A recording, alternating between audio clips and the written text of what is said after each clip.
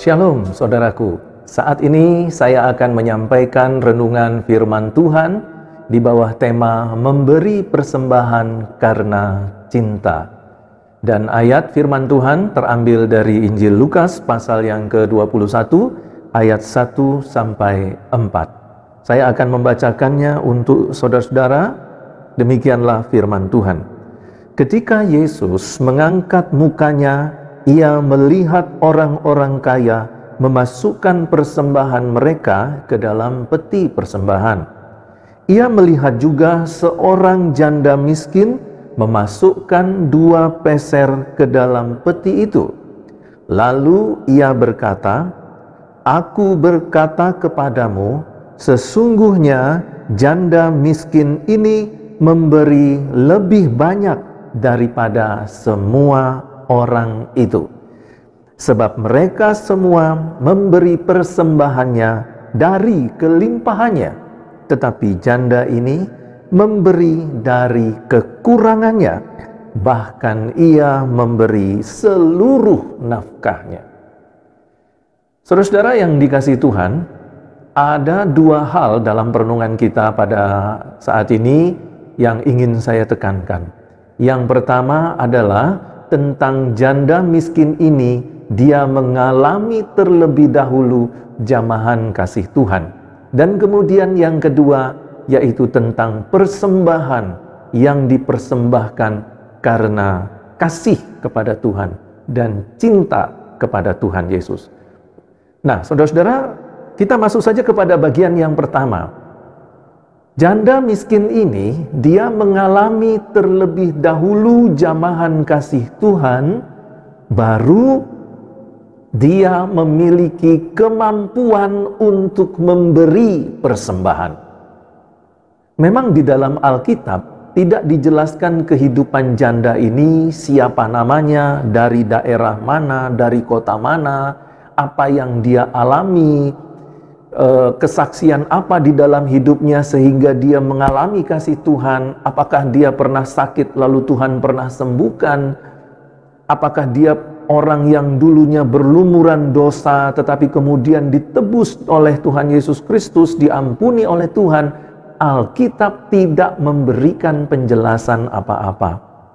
Lalu mengapa saya dengan penuh keyakinan meyakini bahwa janda miskin ini dia mengalami terlebih dahulu jamahan kasih Tuhan?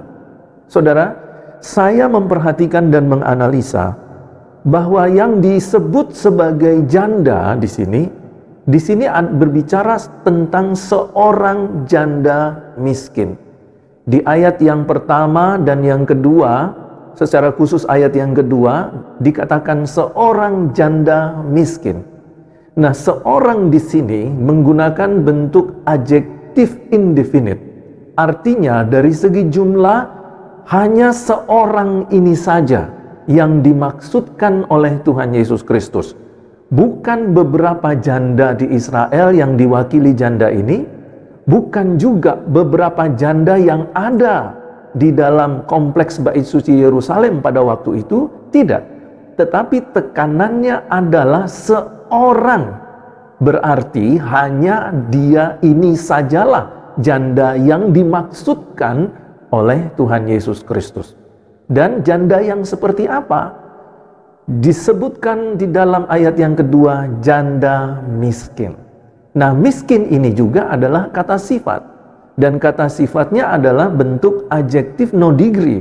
Artinya bahwa keadaan, kondisi, sifat kemiskinan yang dialami janda ini adalah kemiskinan yang konstan. Dulu miskin, sekarang miskin, dan tidak pernah meningkat ekonominya menjadi sederhana, menengah, apalagi menjadi kaya raya. Artinya bahwa janda ini dalam keadaan kondisi miskin, mungkin sampai dia meninggal nanti, dia tetap dalam keadaan miskin. Jadi ini yang ingin saya tekankan pertama dulu, saudaraku, bahwa keadaan seorang janda ini, dia mengalami kekurangan di dalam segala hal. Di dalam bahasa Yunaninya, miskin yang dimaksudkan di sini adalah keadaan ekonomi yang betul-betul berkekurangan.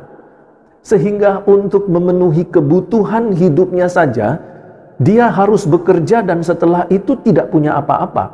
Dia bekerja, dia dapat nafkah, dia pakai itu untuk membeli makanan dan setelah itu tidak mempunyai apa-apa lagi. Miskin yang seperti itu, bahkan untuk memenuhi kebutuhan yang lain. Orang-orang miskin yang terkategori di dalam miskin seperti ini adalah orang-orang yang hanya memenuhi kebutuhannya dengan cara meminjam uang dari orang-orang lain.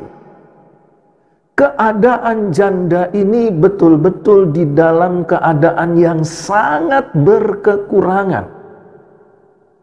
Tetapi Alkitab mengatakan bahwa di dalam kekurangannya seperti ini, ia mampu dan rela memberikan seluruh hartanya, bahkan seluruh nafkahnya untuk dipersembahkan sebagai persembahan kolekte kepada Tuhan.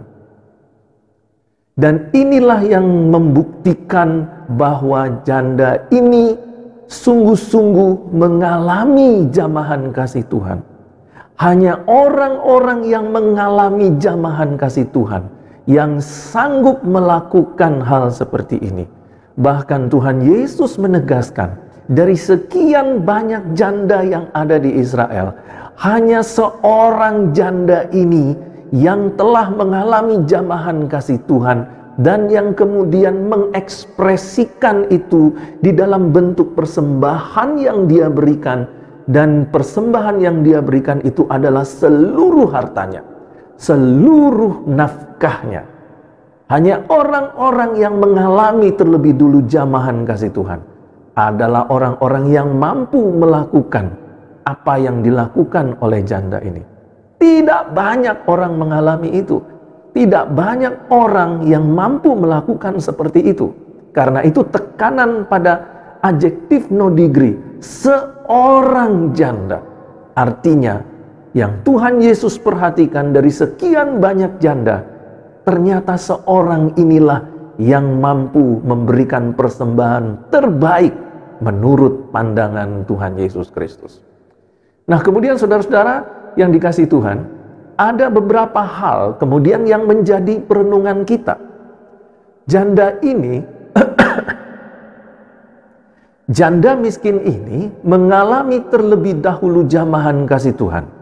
Nah, seperti yang tadi saya katakan, bahwa hanya orang-orang yang mengalami jamahan kasih Tuhan itu yang mampu memberikan persembahan, bahkan persembahan yang terbaik, terbanyak dengan sukarela. Kasih Tuhan itu penuh dengan keajaiban. Setiap orang yang telah mengalami kasih Tuhan, apapun keadaannya, sejahat apapun dia, ketika dia mengalami jamahan kasih Tuhan, dia akan mengalami keajaiban di dalam kehidupannya. Orang yang tadinya seorang pembunuh, dia bisa menjadi seorang hamba Tuhan hanya karena mengalami jamahan kasih Tuhan. Seorang suami yang begitu jahat, suka memukul istrinya, tetapi ketika dia mengalami jamahan kasih Tuhan, maka keajaiban terjadi. Keajaiban kasih Tuhan itu mengubah dia dari yang tadinya seorang yang ringan tangan memukul istrinya, sekarang dia bisa mengasihi dan mencintai istrinya luar biasa. Saudara-saudara, saya ingin menyampaikan satu cerita. Ada seorang prajurit yang pada waktu itu di Indonesia masih terjadi pemberontakan Fretilin di daerah Timur-Timur. Dan si suami ini kebetulan adalah seorang prajurit yang punya kumis tebal, saudaraku ya. Mukanya sepertinya garang begitu ya. Orang kalau melihat itu nggak tahan satu detik saja melihat itu sudah keluar keringat dingin karena itu seperti ditelan itu kalau melihat orang ini. Dan ternyata dia adalah seorang suami yang ringan tangan. Setiap kali dia pulang dia tidak puas memukuli bawahannya, istrinya pun di rumah dipukuli, saudaraku. Ya, sambal kurang asin tepak. Ya, baju kurang rapi disetrika, ditempeleng lagi. Kemudian mungkin sepatu belum disemir sebelum dia berangkat bertugas, dipukul lagi istrinya. Jadi istrinya ini setiap hari mengalami pemukulan demi pemukulan dari suaminya ini. Sampai pada akhirnya sang istri ini pergi kepada seorang hamba Tuhan dan dia mengatakan, "Oh Pak Pendeta, saya ini mengalami kesulitan luar biasa terhadap suami saya. Suami saya selalu memukuli saya. Tidak ada yang sempurna di hadapan dia. Semuanya salah Pak Pendeta.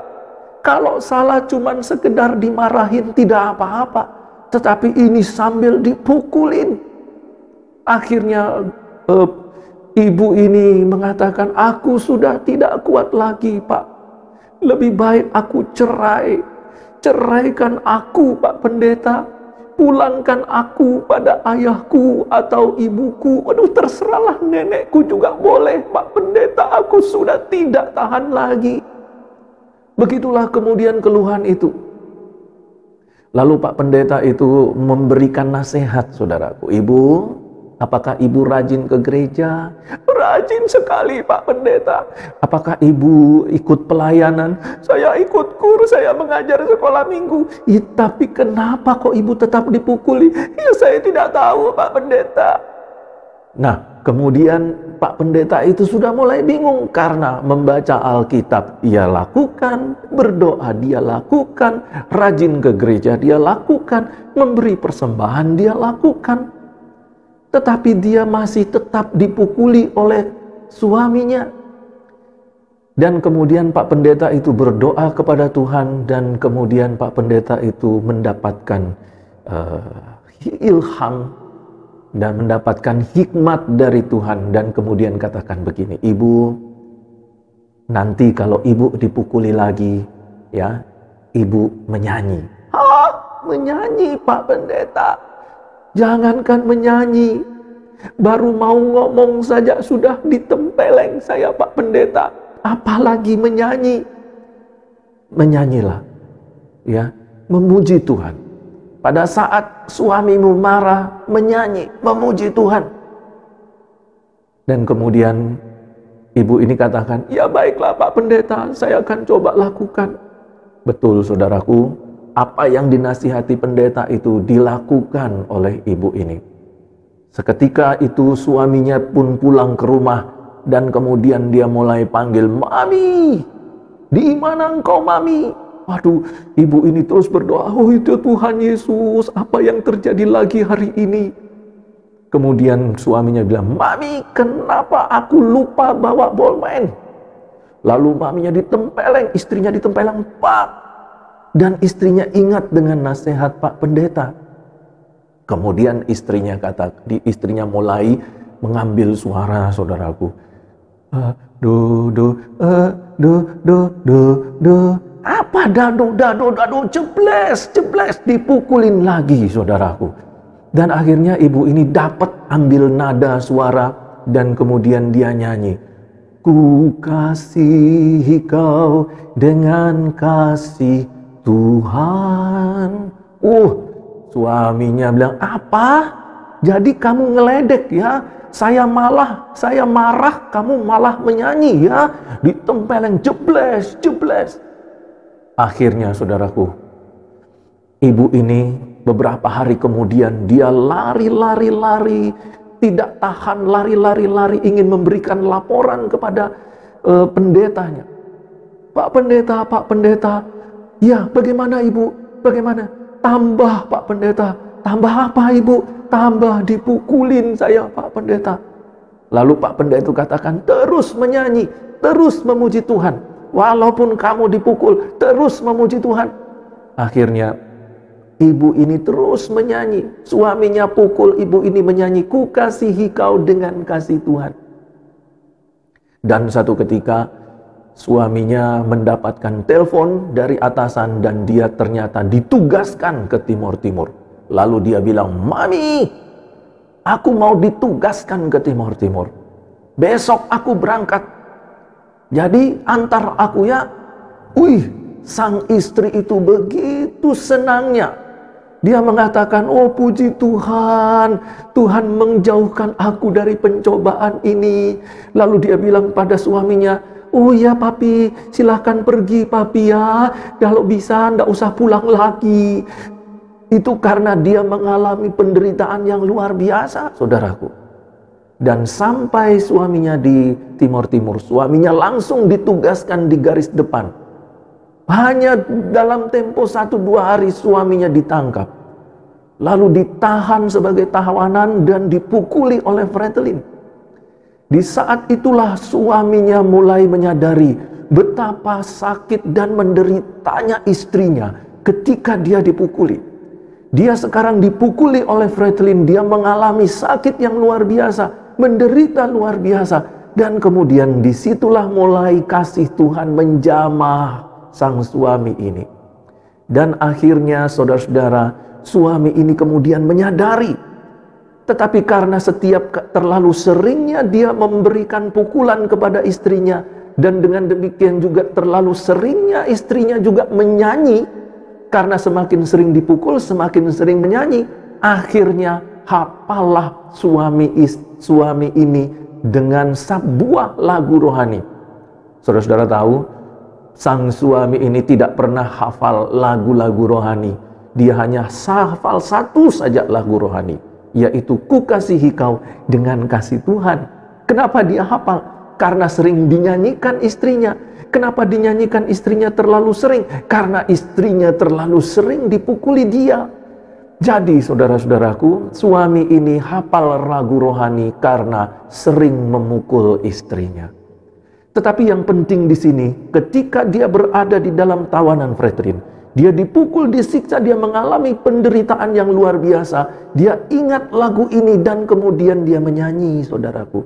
"Ku kasihi kau dengan kasih Tuhan." Nah, orang Fretilin kemudian kaget, "Loh, kamu orang Kristen ternyata." "Iya, saya orang Kristen." Gara-gara lagu rohani ini dan dia dinyatakan sebagai orang, masih sebagai orang Kristen, dia dilepas oleh Fretilin. Di dalam kewajibannya sebagai seorang prajurit, dia sudah tidak fokus lagi, saudaraku. Dia mengalami dosa yang begitu besar. Dia sadar dia mengalami kesalahan dan dosa yang besar. Selama ini dia pukul istrinya, tetapi gara-gara lagu dari istrinya dia dilepaskan dari ancaman kematian dan penderitaan. Dia tidak tahan lagi, saudaraku, dia tidak tahan. Dia disuruh bertugas, dia tidak fokus. Akhirnya dia dikembalikan pulang ke rumahnya oleh atasannya, oleh komandannya. Ketika itu dia menelpon istrinya, dia katakan, "Mami, saya pulang." "Hah? Kenapa cepat-cepat pulang, papi?" Lalu istri itu mulai berteriak kepada Tuhan, "Oh Tuhan, kenapa Tuhan datangkan cobaan ini lagi?" Kemudian sang suami bilang, "Mami, jangan lupa jemput aku di airport." Waduh, istrinya tambah bingung, saudaraku. Kenapa? Karena kalau suaminya ini pukul, dia tidak pandang tempat. Dimanapun dia pukul istrinya, di luar, di pasar, di mall, kalau istrinya salah dipukul, saudaraku. Dan ini sekarang istrinya disuruh jemput di airport. Dan istri ini dia tetap menjadi istri yang takut akan Tuhan. Dia menghargai dan menghormati dan mengasihi suaminya. Walaupun suaminya seperti itu, dia tetap kemudian menjemput suaminya di airport. Sesampainya di airport, saudaraku, suaminya mulai lihat ke kiri ke kanan, dia melihat di mana istrinya, saudaraku ya. Dan istrinya mulai ketakutan apa yang akan terjadi. Itu saya lihat suamiku mulai cari-cari saya. Sang istri mencoba bersembunyi di antara kerumunan orang. Tetapi suami tetap akhirnya menemukan dia dan berteriak dengan suara keras, "Mami!" Karena sang suami ini tidak tahan, ingin memohon ampun atas semua yang telah dia lakukan. Dia telah mengalami jamahan kasih Tuhan yang ajaib, sehingga dia kemudian mengalami perubahan itu.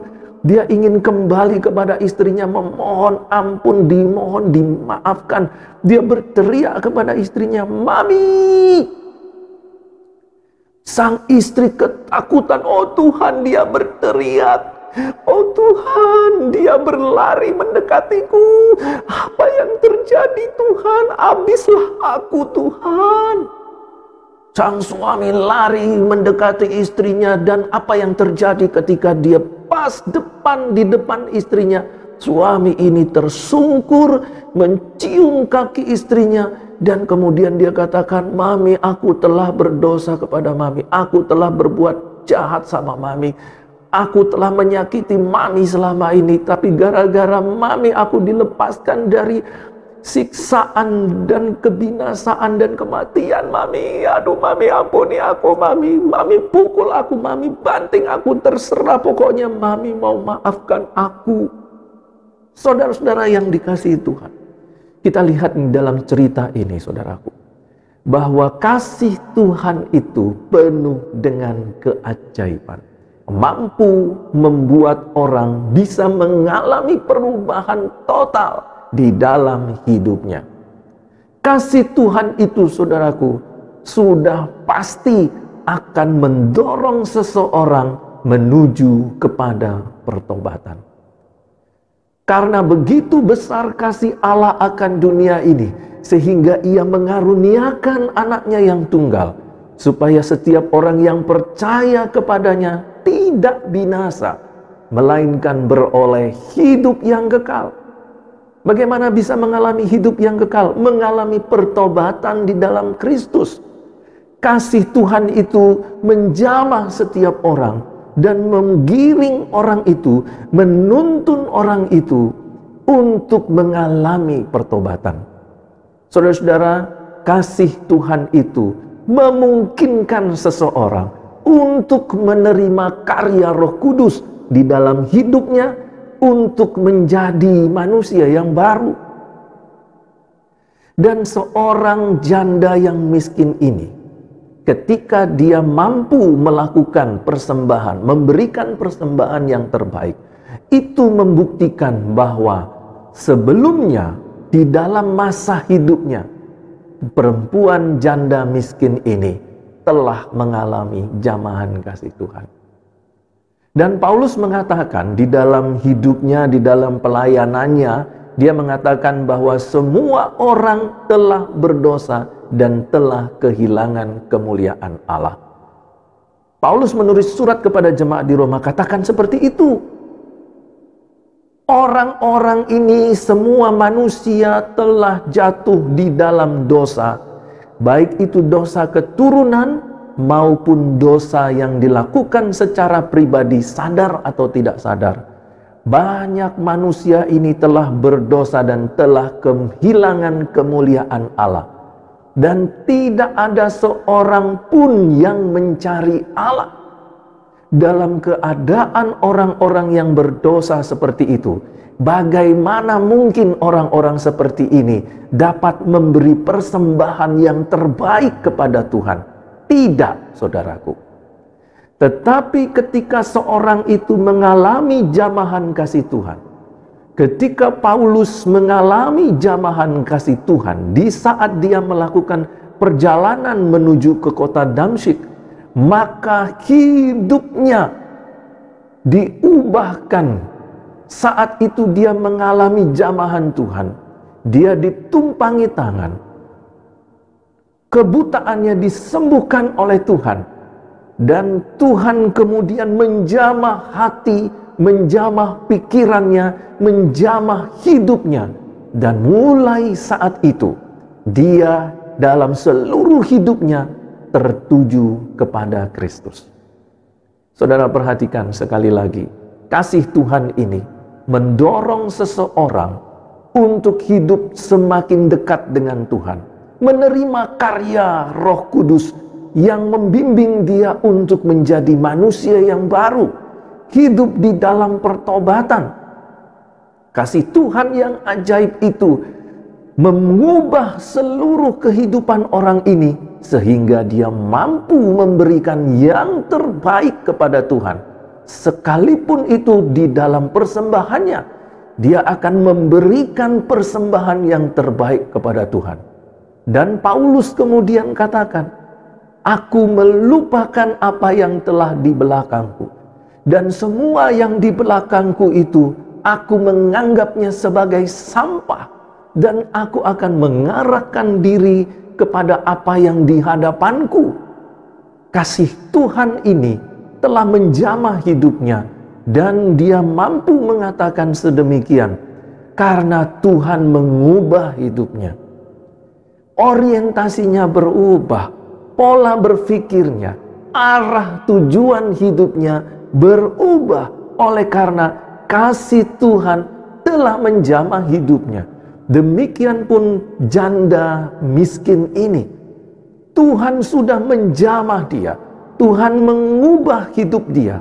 Kasih Tuhan yang ajaib itu melanda hidupnya, dan dia mengalami perubahan itu sehingga dia memiliki kesanggupan luar biasa secara berkala memberikan kolekte persembahan yang terbaik.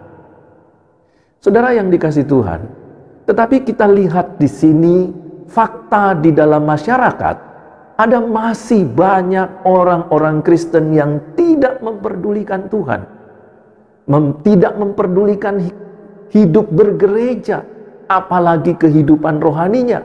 Mereka terus-menerus hidup dalam keinginan-keinginan duniawi. Mereka terus berusaha untuk memuaskan hasrat kedagingan. Orang-orang yang seperti ini hidupnya hanya ditujukan kepada semua kepuasan-kepuasan dunia. Sebagian lagi ada orang-orang Kristen ingin sungguh-sungguh mengiring Tuhan, tetapi juga masih berat melepaskan semua keinginan-keinginan duniawi. Di satu sisi ingin setia kepada Tuhan, tetapi di sisi lain juga tidak ingin meninggalkan kepuasan-kepuasan duniawi. Dan juga ada sebagian lagi orang Kristen yang terlihat sungguh-sungguh, tetapi hanya dalam rentang waktu tertentu, dan setelah itu mereka kembali lagi kepada kehidupan duniawi. Saudara-saudaraku, 3 kelompok orang yang tadi saya sebutkan di atas tidak memperdulikan Tuhan, masih separuh-separuh mengikut Tuhan.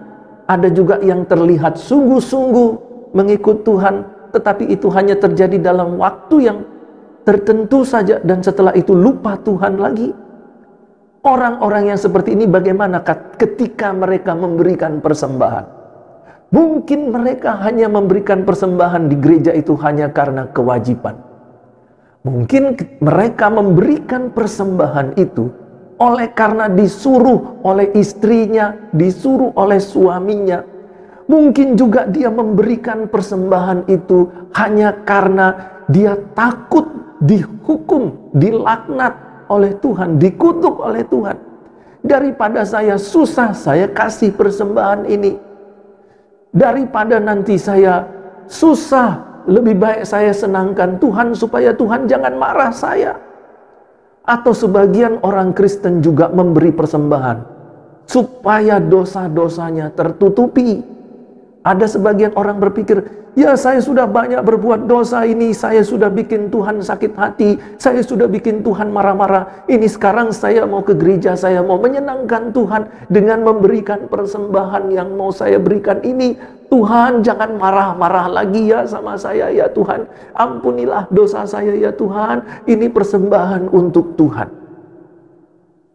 Sebagian lagi kemudian orang Kristen memberikan persembahan seperti menyanyi dalam lagu Kidung Jemaat. Tuhan ambil hidupku, harusnya persembahan bagimu. Tetapi ini dia ubah lagunya, saudaraku. Tuhan ambil hidupku, asal jangan dompetku. Tuhan ambil hidupku Tuhan, tapi hartaku jangan ya Tuhan. Dompetku jangan ya Tuhan. Aku masih butuh uang untuk jalan-jalan. Aku masih butuh uang untuk beli HP versi yang terbaru. Aku masih butuh uang untuk wisata kuliner, memuaskan hasrat keinginan perutku. Aku masih membutuhkan baju-baju yang bagus supaya aku bisa bersenang-senang dengan seluruh kawan-kawanku. Dan yang terlebih berbahaya lagi, ada kelompok lagi. Sebagian orang Kristen melayani Tuhan, ya. Rajin ke gereja, ya. Memberi persembahan, ya. Tetapi diam-diam, tanpa diketahui orang lain, dia masih melakukan semua aktivitas kedagingan. Orang yang seperti ini sukarela dia memberi persembahan. Orang seperti ini dia rajin memberi perpuluhan.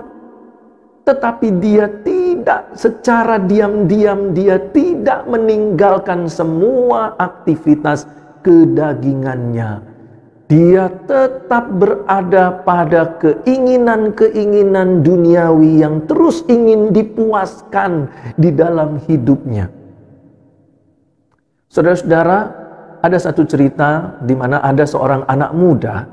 Dia ikut dalam sebuah kebaktian, dan pada saat itu mulailah acara pemberian persembahan kolekte. Kantung kolektor ini terus diedarkan sambil menyanyi jemaat memuji Tuhan. Kantung kolektor terus diedarkan. Hampir mendekati posisi anak muda ini. Anak muda ini melihat ada uang 100.000 terjatuh di depan dia. Lalu dia berpikir, ini persembahan kantung kolektor sudah mau dekat. Ini ada uang jatuh 100.000. Wah, ini pasti uang orang di depan saya. Lalu anak muda ini seperti ingin membuat sebuah kebaikan, saudaraku ya. Dia ambil uang 100.000 itu, kemudian dia berikan kepada orang yang ada di depannya. Mas, uangnya jatuh. Oh, ini bukan uang saya. Enggak, ini uang ada di bawah tempat duduk mas. Ini uangnya jatuh. Oh ya, terima kasih kalau gitu. Jadi orang yang di depan dia langsung saja memberikan persembahan 100.000. Dia terkaget-kaget. Weh, uang 100.000 dijadikan persembahan. Waduh, biasanya dia cuma memberi 2.000, 1.000. Bahkan itu dompetnya orang Kristen ya saudaraku. Itu tertata rapi loh. Uang 1.000 di sebelah sini, uang 2.000 sesudahnya, 5.000, 10.000, 100.000. Tetapi ketika orang-orang ini dia mengatur uang di dompet ini bukan tanpa tujuan, bukan cuma sekedar ingin rapi dompetnya.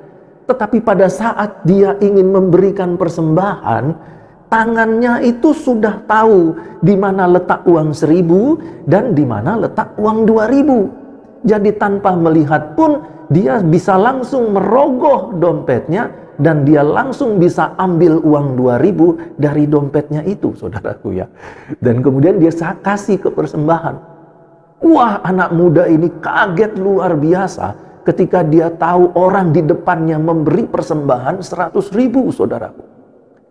Dia hanya memberi 2.000. Jadi dia begitu penasaran dan kemudian dia terus mengejar orang di depannya itu sampai pulang gereja.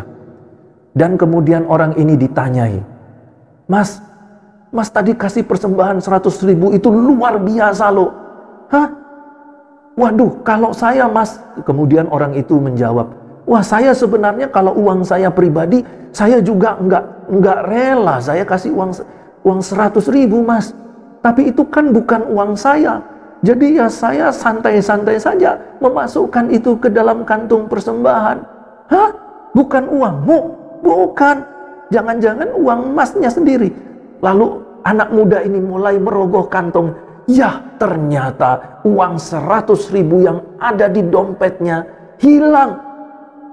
Dan ternyata bahwa uang 100.000 yang terjatuh itu adalah uangnya, saudaraku. Waduh, betapa menyesalnya dia, kenapa dia harus kasih uang 100.000 itu ke orang di depan. Kenapa dia tidak cek dulu kantongnya?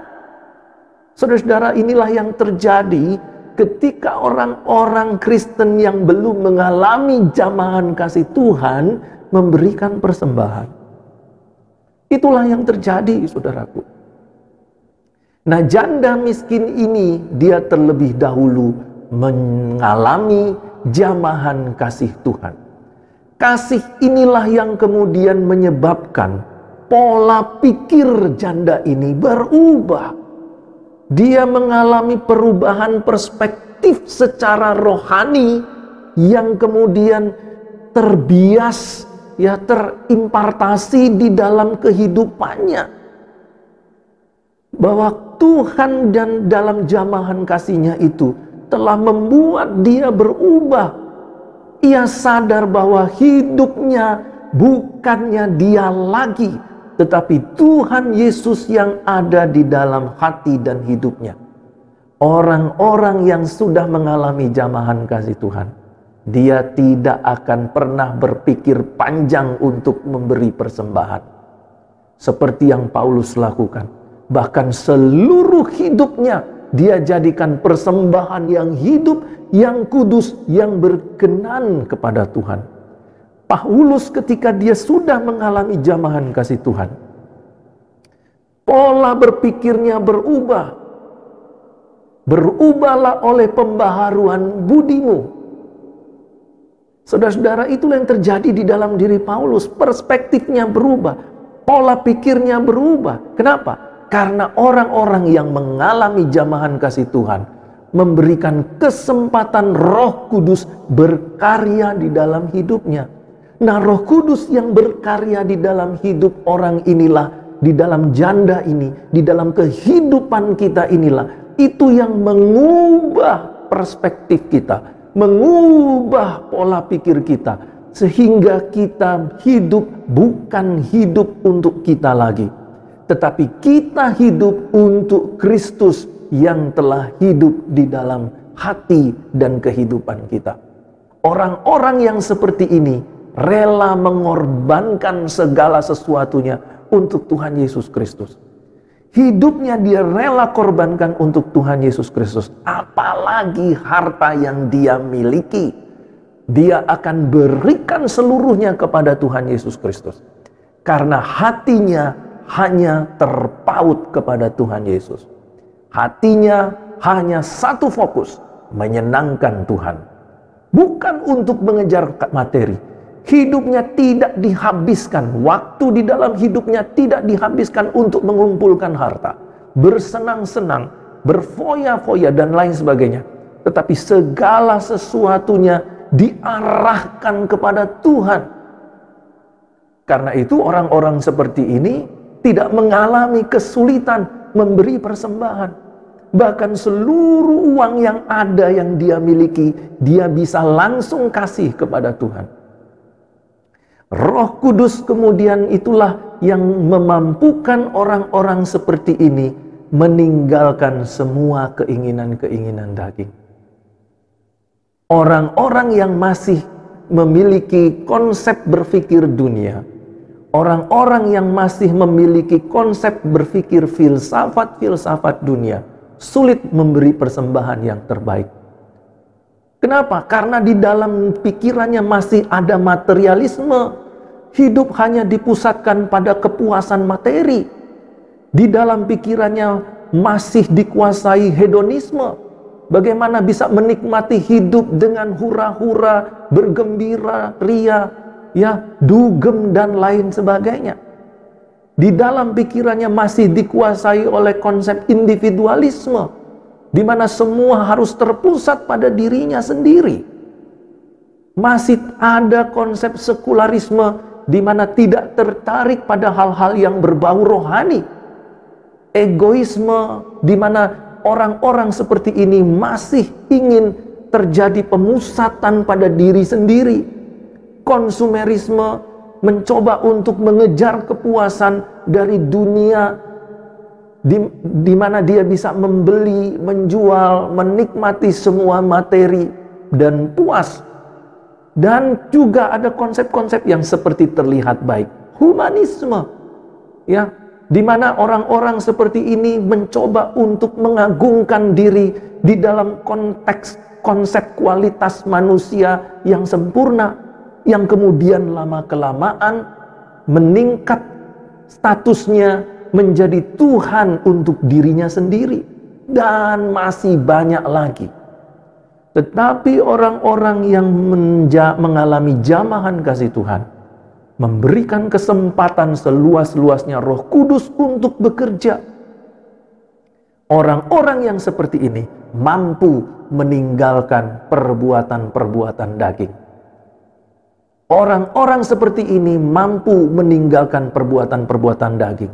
Perbuatan-perbuatan daging itu seperti apa? Alkitab mengatakan di dalam Galatia 5 ayat 19. Di situ dikatakan bahwa perbuatan daging telah nyata, yaitu percabulan, kecemaran, hawa nafsu, penyembahan berhala, sihir, perseteruan, perselisihan, iri hati, amarah, kepentingan diri sendiri, percideraan, roh pemecah, kedengkian, kemabukan, pesta pora, dan sebagainya. Nah, inilah konsep perbuatan daging menurut Galatia. Dan ingat, masih dilanjutkan di belakang kalimat dan sebagainya. Artinya apa, saudaraku? Masih banyak yang lain lagi perbuatan kedagingan ini. Nah, kemudian saudaraku, ada beberapa hal yang menjadi perenungan kita. Janda ini, tadi kita lihat bahwa dia telah mengalami jamahan kasih Tuhan. Orientasinya hidup juga berubah. Janda miskin ini menyadari bahwa seluruh hidupnya hanya untuk Tuhan Yesus Kristus. Karena itu tidak ada masalah bagi janda ini untuk memberikan seluruh yang ia miliki, bahkan seluruh nafkahnya di tengah-tengah kekurangannya untuk Tuhan. Saudara perhatikan, kenapa saya katakan bahwa janda ini memiliki konsep yang seperti ini? Janda miskin ini memberi seluruh nafkahnya kepada Tuhan. Saudara-saudara, janda ini adalah janda yang berumur sudah tua, saudaraku. Dia hanya mampu bekerja satu hari itu 10 menit. 5 menit upah pekerja dari seorang buruh pada waktu itu, upah bekerja 5 menit itu 1 peser atau 1 lepta. Jadi kalau orang itu bekerja 10 menit, dia dapat 2 lepta atau 2 peser. Janda ini dikatakan memberikan seluruh nafkahnya, berarti dia hanya bisa kerja 10 menit dalam satu hari. Di hari itu, dia hanya mampu bekerja 10 menit. Kenapa? Karena dia tidak punya tenaga. Dia sudah tua. Dia hanya mampu bekerja sebentar, dia dapat 2 lepta, 2 peser, dan seluruhnya dia berikan untuk Tuhan di dalam kekurangannya. Seharusnya uang itu dia bisa pakai untuk membeli makanan, dan dia makan, dan setelah itu dia tidak punya uang lagi. Tetapi tidak, saudaraku. Janda miskin ini yang tidak memiliki apa-apa di dalam hidupnya dan tidak dapat mencukupi seluruh kebutuhan sandang pangannya, tetapi dia mau memberikan seluruh uang yang ia miliki untuk menyenangkan hati Tuhan. Saudara-saudaraku, konsep persembahan pada masyarakat Yahudi itu ada 3. Ada 3 tujuan persembahan, saudaraku. Yang pertama, persembahan itu diberikan untuk menghormati Tuhan. Persembahan yang diberikan itu oleh orang-orang Yahudi pada saat itu dimasukkan ke dalam kotak-kotak persembahan di halaman wanita kompleks Bait Suci Yerusalem. Itu ditujukan untuk memuliakan Tuhan. Jadi tujuan utamanya memberi persembahan karena kita menghormati Tuhan, karena kita memuliakan Tuhan. Janda ini, saudaraku, yang sudah mengalami jamahan kasih Tuhan yang ajaib itu, dia begitu mengasihi dan mencintai Tuhan luar biasa. Cintanya kepada Tuhan itu mendorong dia memberi yang terbaik seluruh nafkahnya. Ternyata yang dia beri itu menurut kacamata manusia tidak banyak, saudara. Hanya 2 peser. 2 peser itu kalau dikonversikan dengan rupiah sekarang, itu hanya 1.764 rupiah. Tidak sampai 2.000 rupiah, saudaraku. Tetapi itu yang bisa diberikan janda itu. Dia memberikan seluruhnya di tengah segala kekurangannya. Hanya orang-orang yang mengasihi Tuhan sungguh-sungguh yang mampu melakukan itu. Saudara-saudara, apa yang kemudian Tuhan Yesus katakan? Bahwa dengan penekanan yang luar biasa, Tuhan Yesus katakan bahwa janda ini memberi lebih banyak daripada semua orang kaya.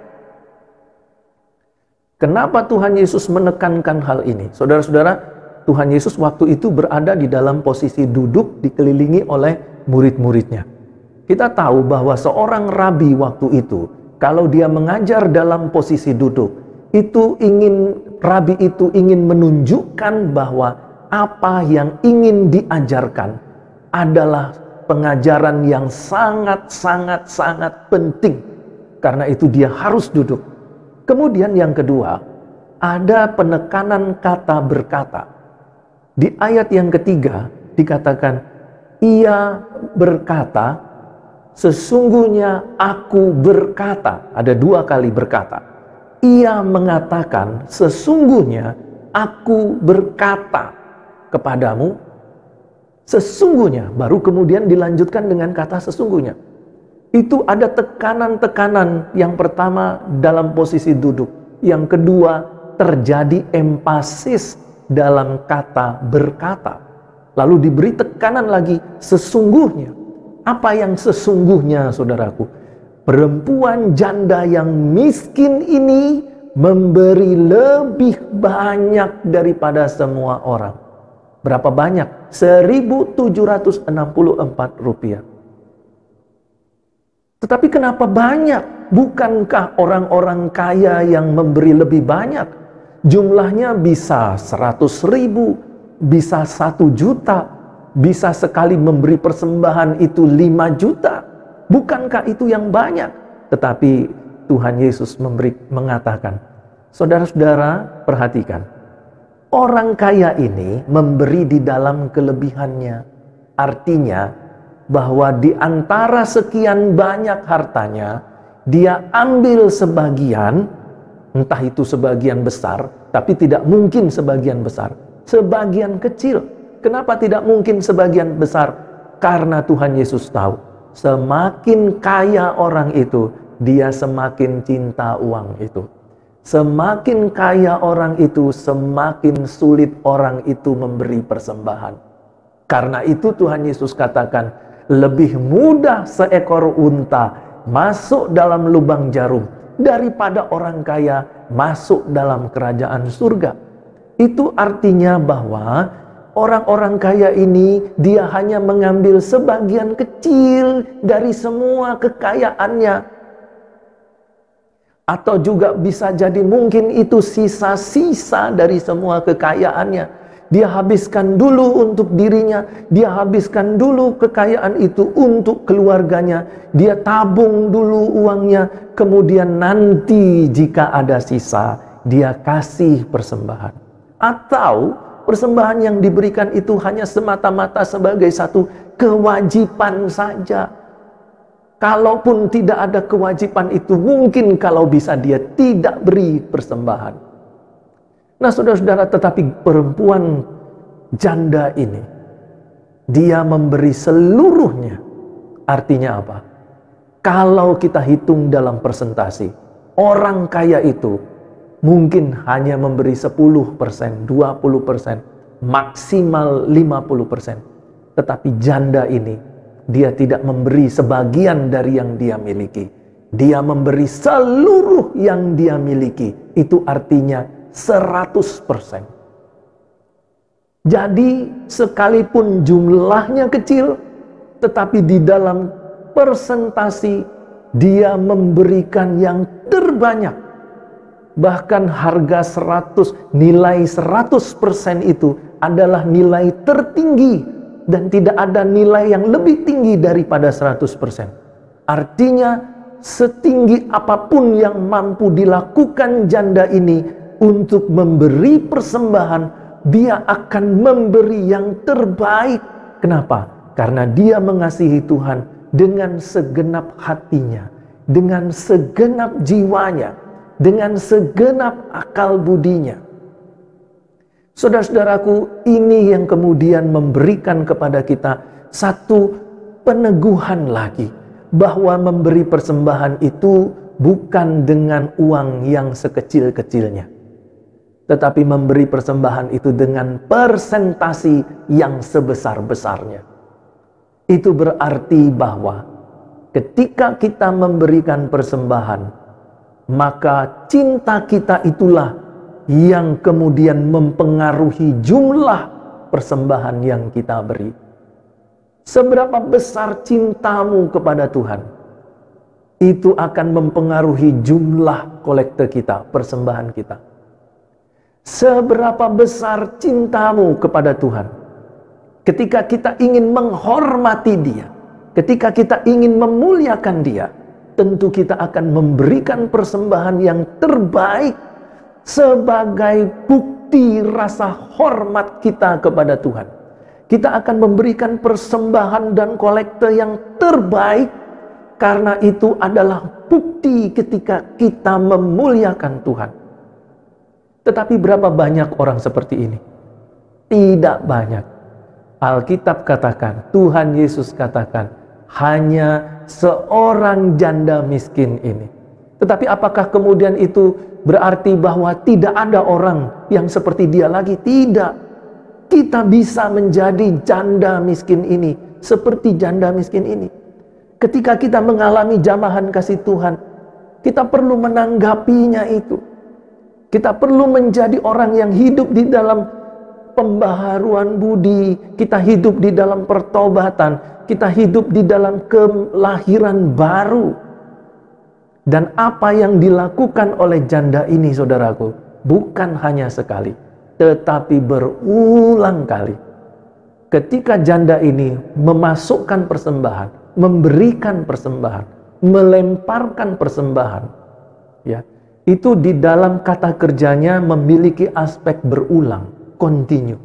Artinya itu dilakukan oleh janda ini secara berkala di dalam hidupnya. Artinya apa? Tahun lalu dia melakukan hal itu, bulan lalu dia melakukan hal itu, memberi persembahan seperti ini. Minggu lalu dia melakukan hal itu juga, dan sekarang dia melakukan yang sama. Minggu depan dia akan lakukan yang sama, bulan depan dia akan memberikan persembahan yang terbaik, tahun depan dia akan melakukannya juga.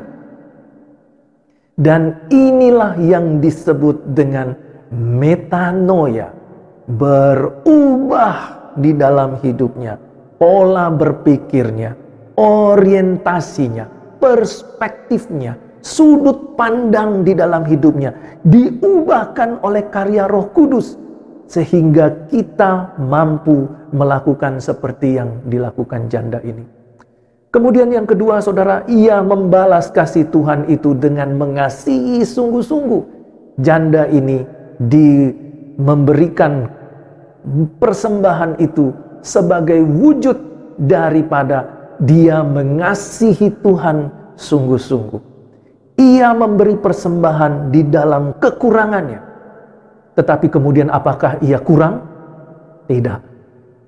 Janda miskin ini dia memberi persembahan sebanyak-banyaknya di tengah-tengah dia tidak punya uang. Kalau ada orang tidak punya uang, apakah dia akan memberi persembahan sebanyak-banyaknya? Pasti mikir. Kalau ada orang hanya punya uang di dalam kantongnya dan hanya itu satu-satunya uang, 100.000 saja misalnya, apakah dia mau kasih persembahan itu seluruhnya kepada Tuhan? Dia pasti mikir. Dan mungkin kalau ada orang melakukan itu hanya sekali dalam hidup, tidak secara berkala. Janda ini bukan hanya saat itu melakukan persembahan seperti ini, tetapi dia melakukannya secara berkala. Dalam konteks studi gramatikal dikatakan yang dilakukan janda ini dilakukan kontinu, berkala, terus menerus, saudaraku. Ada seorang teman saya, dia datang ke salah satu persekutuan dan dia hanya membawa uang, ya kita anggap saja 50.000 waktu itu ya, itu sudah nilai yang tertinggi dari jumlah uang. Nah, pada waktu persembahan, dia tidak punya uang kecil, uang itu hanya satu-satunya. Lalu kemudian dia berpikir, saya mau berikan seluruh uang yang saya miliki atau saya tidak beri kolekte. Tetapi untuk tidak memberikan persembahan, tidak memberikan kolekte, ada rasa yang tidak enak di dalam hatinya. Ada rasa yang kurang di dalam hatinya. Tapi kalau dia mau memberikan kolekte, itu hanya uang satu-satunya yang dia miliki.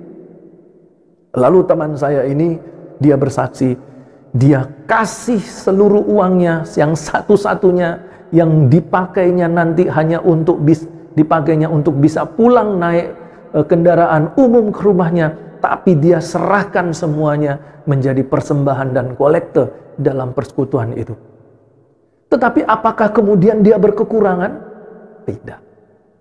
Ketika janda ini memberikan seluruh uangnya, apakah dia berkekurangan? Apakah kemudian dia mati kelaparan? Tidak. Tahun lalu dia melakukannya, sekarang janda itu masih hidup ketika bertemu dengan Tuhan. Ditemukan Tuhan Yesus. Ketika bulan lalu dia melakukannya, janda itu masih hidup ketika ditemukan Tuhan Yesus. Memberi persembahan. Minggu lalu dia melakukan hal yang sama, dia masih hidup. Dan minggu depan, bulan depan, tahun depan, dia tetap ada di dalam pemeliharaan Tuhan. Orang yang memberi di dalam kekurangannya tidak akan pernah berkekurangan. Tetapi orang yang pelit di dalam memberikan sesuatu, dia akan mengalami kekurangan-kekurangan. Saudaraku yang dikasihi oleh Tuhan Yesus Kristus, lihat, ketika kita sudah mengalami kasih Tuhan, mari kita belajar untuk membalas kasih Tuhan itu dengan mengasihi Dia. Dengan cara apa? Salah satunya memberikan persembahan. Apa yang dialami teman saya ini? Teman saya ini setelah memberikan persembahan, habis uangnya, saudaraku. Dia tidak tahu pulangnya mau apa, dia pikir dia harus jalan. Tetapi ternyata di dalam perjalanannya menuju ke rumah, ada sebuah mobil menghampiri dia dan memberi tumpangan. Dan dia diantar ke rumahnya. Dan luar biasa, saudaraku, setelah ibu ini mau turun dari mobil tumpangan temannya itu kemudian memberikan satu amplop di mana di dalamnya ada uang, dan ketika dihitung jumlahnya 100 kali lipat dari uang yang dia persembahkan. Di sini kita melihat betapa luar biasa pemeliharaan Tuhan. Kita berpikir kalau kita memberi banyak habis. Tidak, saudaraku. Tuhan memelihara kita. Bahkan Tuhan bisa menggantikannya 100 kali lipat dari apa yang kita beri. Tetapi di dalam memberikan persembahan tidak bisa kita hitung-hitungan. Saya kasih 10.000, nanti Tuhan akan kasih 100.000. Nanti giliran Tuhan tidak kasih 100.000, persembahan kita turunkan jadi 2.000. Tidak bisa. Kita tidak bisa hitung-hitungan dengan Tuhan, saudaraku. Saudara ingat bahwa apa yang dilakukan Tuhan Yesus Kristus tidak bisa diganti dengan sekian jumlah uang. Sekalipun uang itu ditimbun memenuhi seluruh bumi, uang sejumlah itu tidak akan sanggup menggantikan dan membayar pengorbanan Tuhan Yesus Kristus di atas kayu salib. Karena itu, saudaraku, ketika kita ingin mengekspresikan cinta kita, mengekspresikan terima kasih kita, ingin memuliakan dan menghormati, lakukan seperti yang janda lakukan. Secara persentasi dia memberikan persentasi yang terbaik 100%. Ketika ia tidak memiliki uang yang diberikan kepada Tuhan, janda ini akan memaksa dirinya di dalam ketuaannya untuk bekerja, dan hasilnya seluruh nafkahnya ia berikan kepada Tuhan. Ada orang kalau dia tidak punya uang, Tuhan aku tidak punya uang, aku tidak bisa kasih persembahan ya Tuhan. Tapi janda ini tidak. Di saat dia harus memberikan persembahan dan dia tidak punya uang, maka dia akan memaksa dirinya di dalam ketuaannya untuk bekerja. Walaupun dia hanya sanggup 10 menit dapat 2 peser, dapat 2 lepta, tetapi seluruh nafkahnya itu ia berikan kepada Tuhan. Dan ini membuktikan bahwa janda ini betul-betul mengasihi dan mencintai Tuhan. Atau janda ini sengaja bekerja dan seluruhnya untuk Tuhan.